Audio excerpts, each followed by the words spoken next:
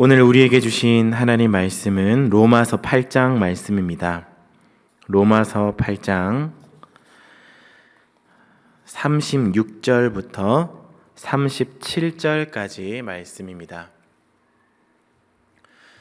로마서 8장 36절부터 37절까지 말씀입니다.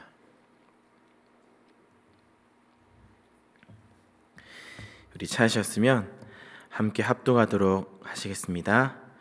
기록된 바 우리가 종일 주를 위하여 죽임을 당하게 되며 도살당할 양같이 여김을 받았나이다 함과 같으니라.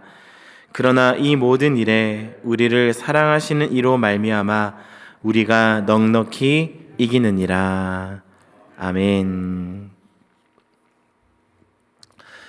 저는 잘 하지는 못하지만 운동하는 것을 되게 좋아합니다.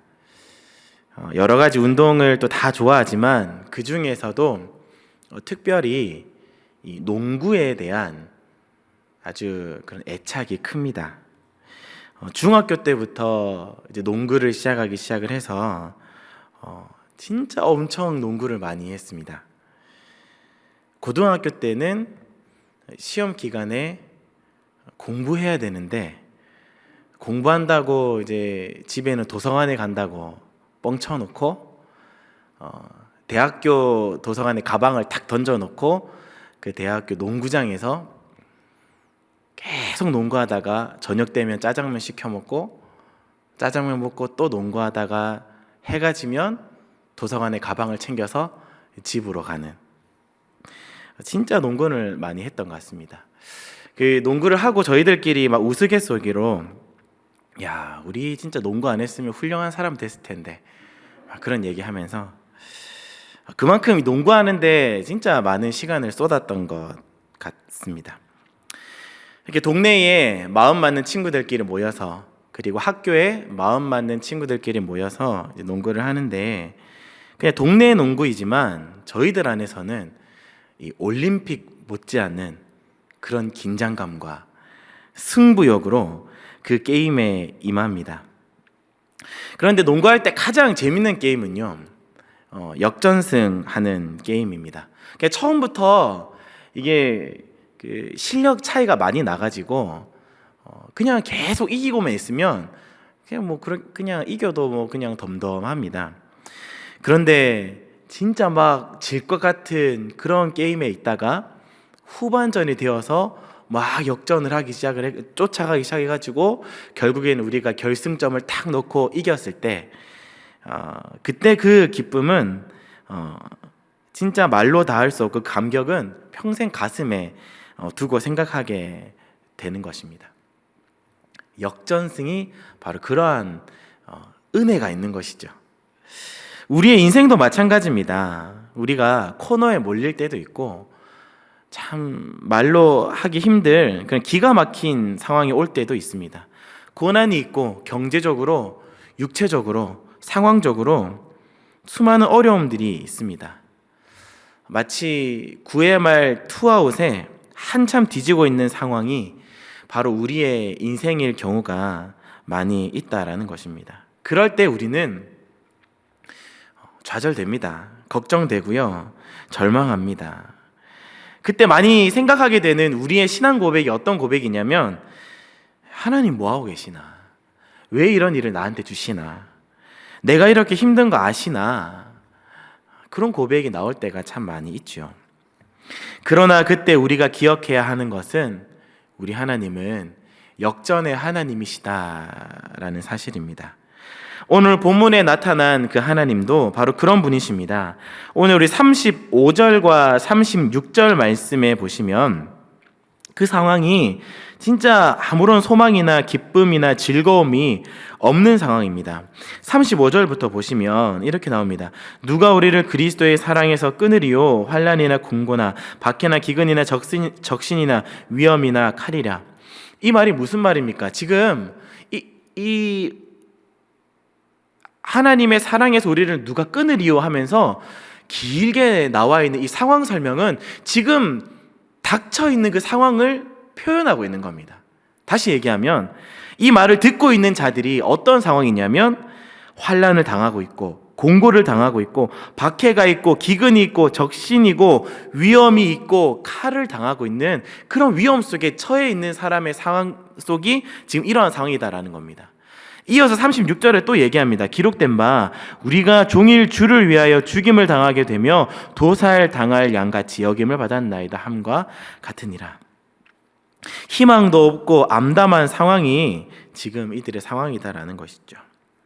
특별히 36절 말씀에는요, 바울은 이 시편 44편 22절 말씀을 인용하고 있는데요. 이 시편 기자의 상황은 마치 이 칼빈의 표현과도 같은 상황입니다. 칼빈이 어떤 얘기를 했냐면 이런 얘기를 합니다. 주께서 그의 사랑하는 성도들을 하나님을 믿지 않는 자들의 잔혹 행위에 부당하게 노출되도록 허용하시는 것은 결코 새삼스러운 일이 아니다. 그러니까 하나님은 그의 사랑하시는 자들에게 그냥 절망스러운 상황들에 노출시키시고 그러한 상황들을 허락하신다는 그것이 새삼스러운 일이 아니다. 아주 비일비재하다라는 이야기를 하는 그런 상황이 이 시편 기자의 상황이고 오늘 말씀 속에 사람들의 상황이다라는 것입니다. 그런데 이러한 절망적인 분위기를 이 37절을 시작하는 이 접속사 하나가 이 모든 것을 바꿔버리고 하나님의 사랑으로 우리가 승리한다는 것을 보여줍니다. 37절 그러나 이 모든 일에 우리를 사랑하시는 이로 말미암아 우리가 넉넉히 이기느니라. 아멘. 그러나 이 모든 일에 우리를 사랑하시는 이로 말미암아 우리가 넉넉히 이긴다. 하나님의 이름을 나타내는 많은 표현들이 있습니다. 여호와 니시, 여호와 샬롬, 여호와 이레, 여호와 라파 등등 여러 가지 이름들이 있는데 저는 거기에 이름 하나를 더 덧붙이고 싶습니다. 그것은 여호와 테슈아라고 하는 하나님의 이름입니다. 이 말의 뜻은 역전의 하나님이라는 뜻입니다. 성도 여러분, 인생을 살아가다 보면 기가 막힌 어려움과 답답함, 아무런 희망과 소망이 보이지 않고 어떻게 해야 될지 모를 때 그때 우리가 생각해야 될 그것을 이겨나갈 수 있고 견뎌낼 수 있고 넘길 수 있는 그 방법 한 가지는 역전의 하나님을 생각하는 것, 역전의 하나님을 부르짖는 것입니다. 성경에 나오는 많은 인물들이요, 그냥 평범한 사람들은 잘 없습니다.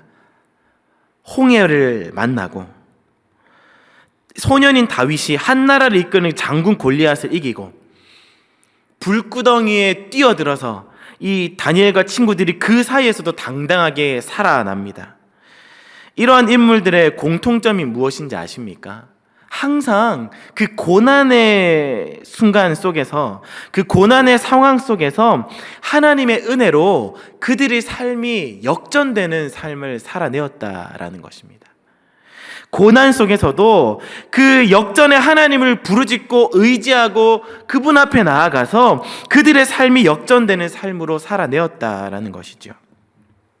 다윗은 골리앗을 물리치면서 화려하게 등장했지만 곧 사울의 시기를 받아 20대, 30대의 황금 같은 시기를 광야에서 도망다니면서 지냅니다.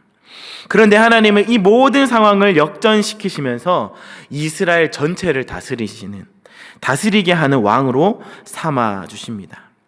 아직도 이 이스라엘의 그 국기에는요, 다윗의 별이 자리 잡고 있고, 그것을 보면서 이스라엘 백성들이 이 다윗 왕을 존경한다는 것을 표현하고 있다라는 것이죠.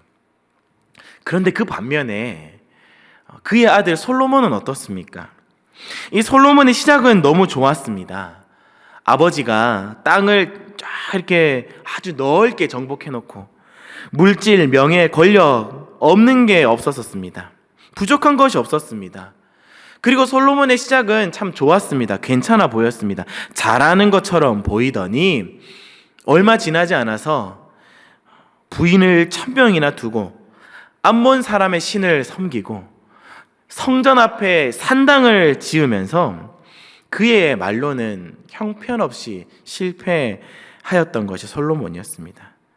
다윗과 솔로몬을 비교해 보면서 모든 일에 있어서 그냥 형통하고 그 시작이 잘 되는 것, 그것이 과연 하나님의 은혜인가 생각을 해보게 됩니다.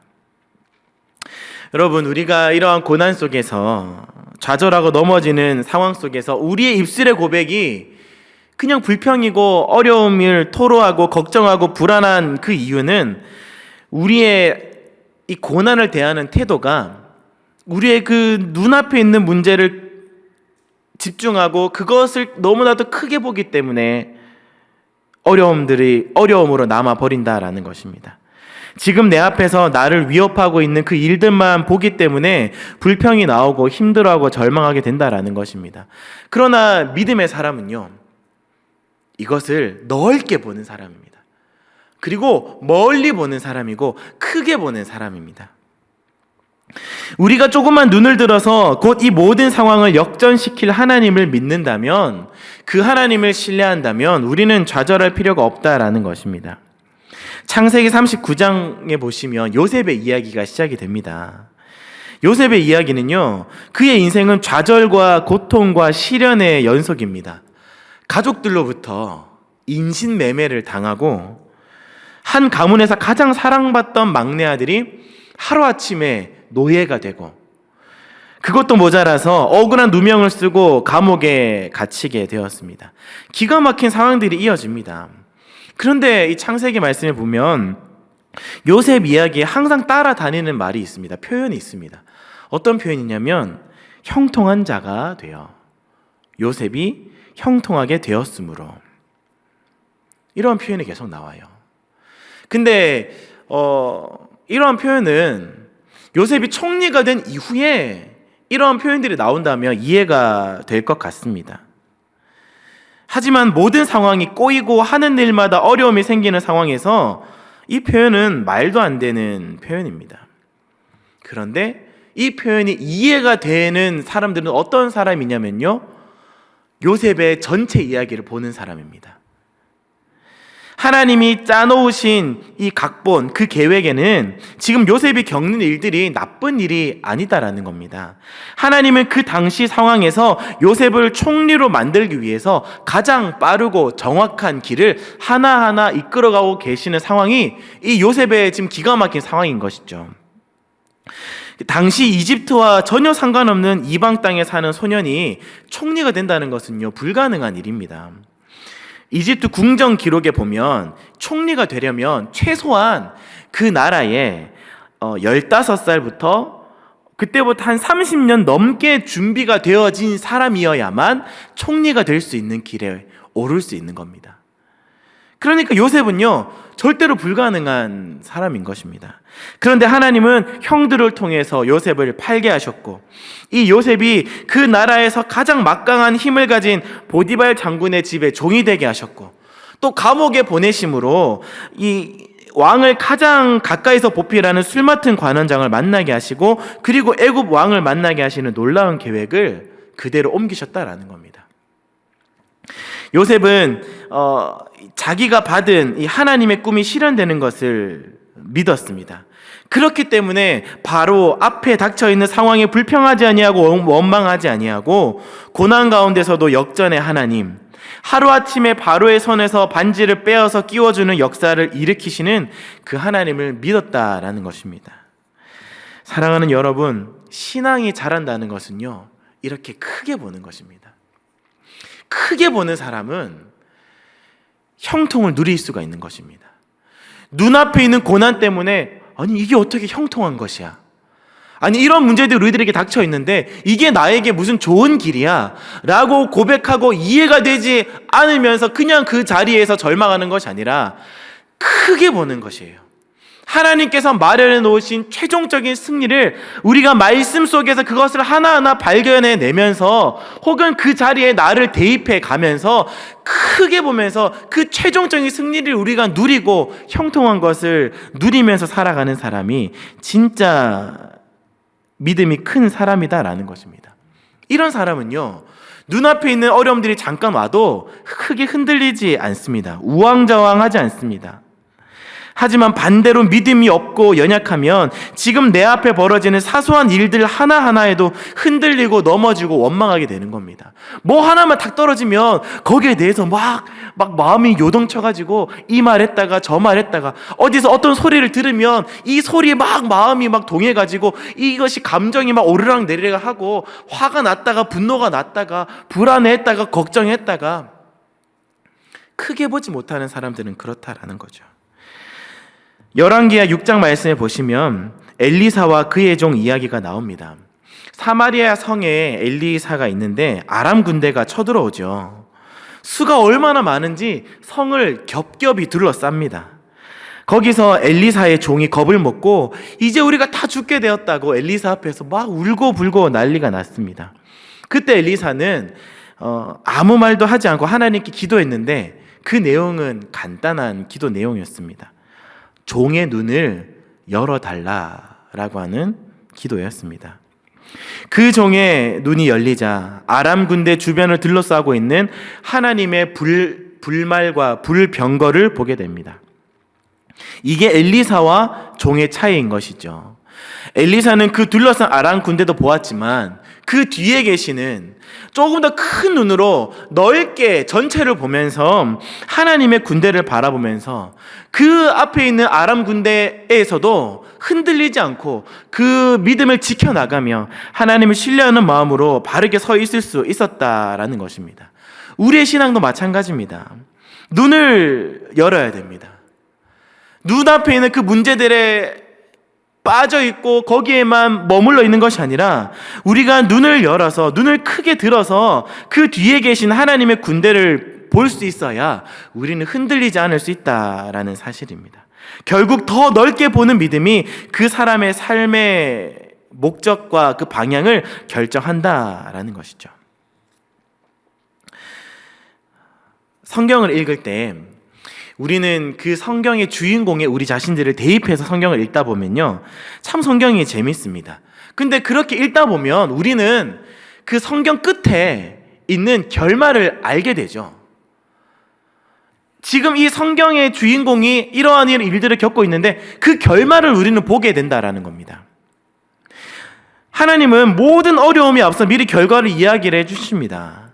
홍해 앞에서도 모세에게 그것이 갈라질 것이라고 이야기를 하셨고, 예수님도 십자가에 달려 죽으실 것을 이야기하시면서 동시에 3일 만에 부활하실 것을 말씀하셨습니다. 포로로 이스라엘 백성들이 잡혀갈 때도 70년 뒤에는 다시 돌아올 것을, 풀려날 것을 미리 말씀하셨습니다. 요한계시록의 이야기도 마찬가지입니다. 쉽게 얘기하면 말세에 성도가 핍박을 당하고 어려움을 당할 것인데 결국에는 너희가 최종적으로는 반드시 승리할 것이다. 그것이 성경의 가르침입니다. 성경을 읽으면 그 결말에 가면요, 반드시 그렇다라는 거예요. 우리의 신앙도 마찬가지입니다. 우리가 지금 그 성경의 주인공처럼 한 걸음 한 걸음 한 걸음 걸어가고 있어요. 그리고 하나님은 마련해 놓으신 그 최종적인 결말에는 우리가 반드시 승리하도록 만들어 놓으셨다라는 겁니다. 지금은 막 몰려가지고 어렵고 막 마음이 힘들고 고난이 있고 절망처럼 보이는 그런 상황이다 할지라도 하나님의 큰 계획 안에서 보면, 더 크게 보고 넓게 본다면 우리는 그 최종적인 결말을 생각하면서 그것을 신뢰하면서 그것을 바라보면서 우리가 흔들리지 않을 수 있다라는 것입니다. 그래서 항상 승리의 결말을 알고 있는 우리는 어려움에 집중하는 것이 아니라 어려움을 이기고 역전된 상황을 바라보면서 기대할 수 있어야 된다는 것입니다. 살아있는 골리앗을 보고 있는 것이 아니라 쓰러져서 목이 잘려있는 하나님의 결과를 생각할 수 있어야 되는 것입니다. 무덤에 계신 시체이신 예수님을 보는 게 아니라 부활하셔서 승리하신 예수님을 바라보아야 하는 것입니다. 지금 우리가 어렵고 아프고 병들고 힘든 내 모습이 아니라 하나님의 약속을 얻고 넘치는 축복을 받은 내 모습을 기대하면서 그것을 바라볼 수 있어야 한다라는 것입니다.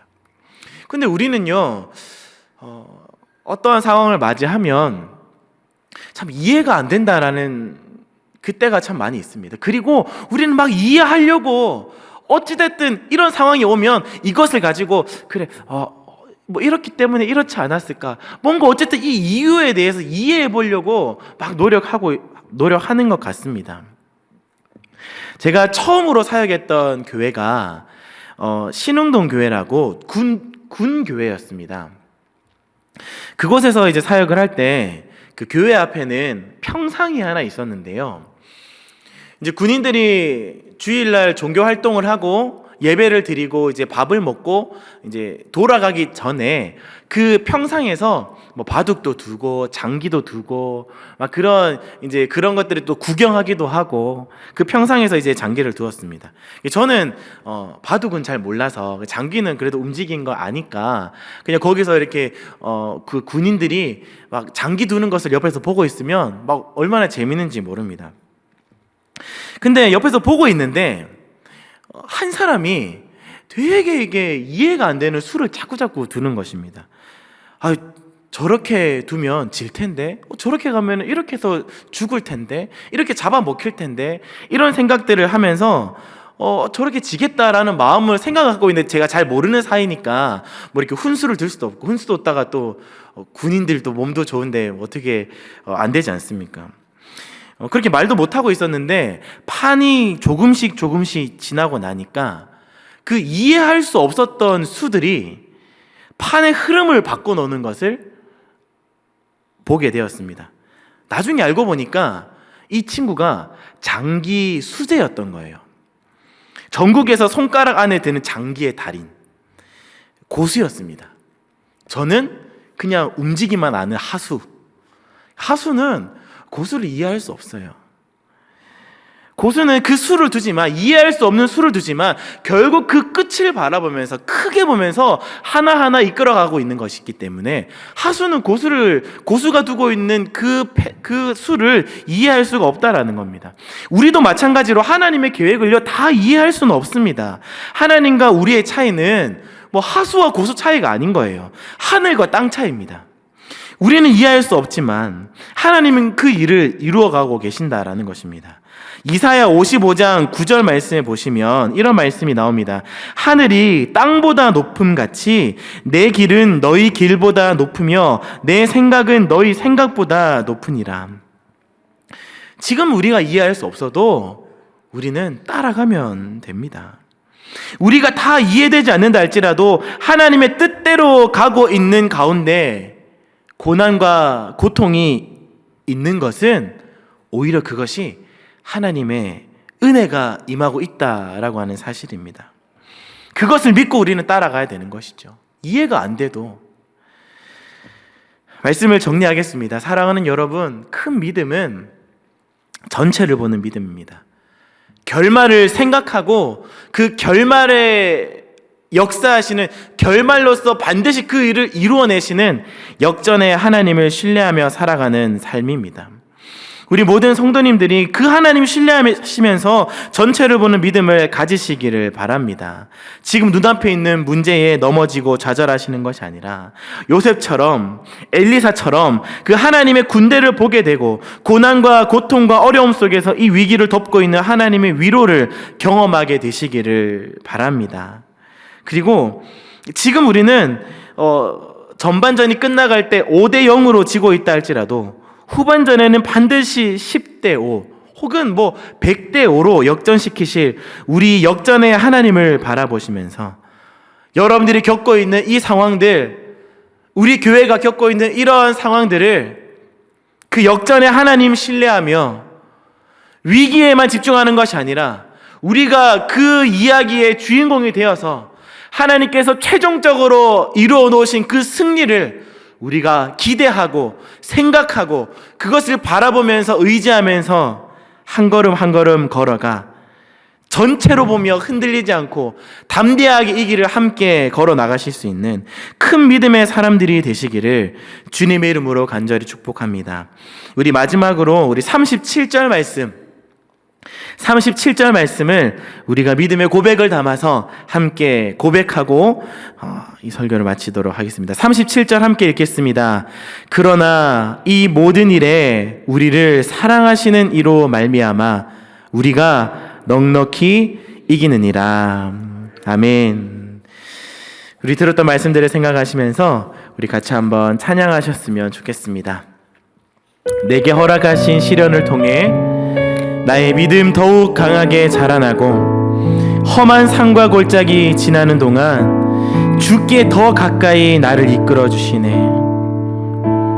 내 앞에 바다가 갈라지지 않으면 주가 나로 바다 위 걷게 하시리.